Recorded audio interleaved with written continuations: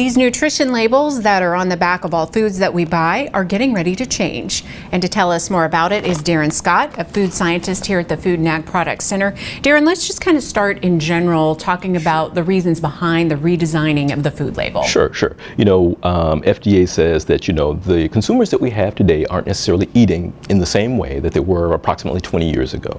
And so these changes that you're going to see on the label are meant to reflect that, to give consumers better information to maybe meet their dietary goals. And so what can we expect to be different once the changes go into effect? One of the things that you're going to see is the prominence of the calories information. That's going to be much larger, much easier to see. You won't have to fight, it's quite as hard to find it. Again, just trying to make sure that that information is available for your consumers to be able to see it easily. Additionally, you're going to probably see the absence of calories from fat. The current thinking is that, there are some fats that are good for you, and so you shouldn't be so concerned or afraid from the calories from fat, more concerned on, choosing products that have good sources of fat, things from like nuts, fish, that sort of thing. You're going to see the addition of added sugars.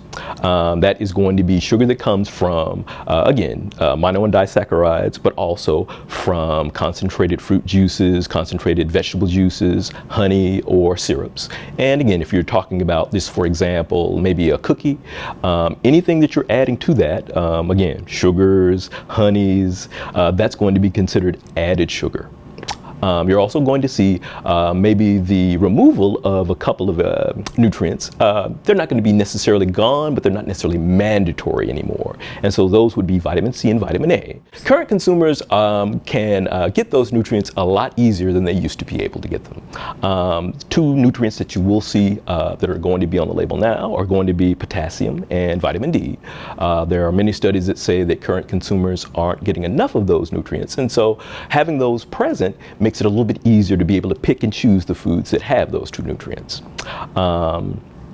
And so again, those changes are hopefully going to give consumers a lot easier time of being able to pick out the nutrients that they need to meet their particular dietary goals. So hopefully you don't have to have your reading glasses with you all the time when you're shopping if you're over age 40, right? Exactly, that's exactly right. When can we expect to see these labels in place in the grocery store? Okay, for companies that earn more than $10 million annually in food sales, you're going to see those in 2018. For companies that earn less than $10 million annually in food sales, the deadline for them is going to be 2019. Okay, Darren Scott, thanks a lot. And for more information on the new food nutrition labels, go to sunup.okstate.edu. How about a pistachio? Sure, why not? Okay, great.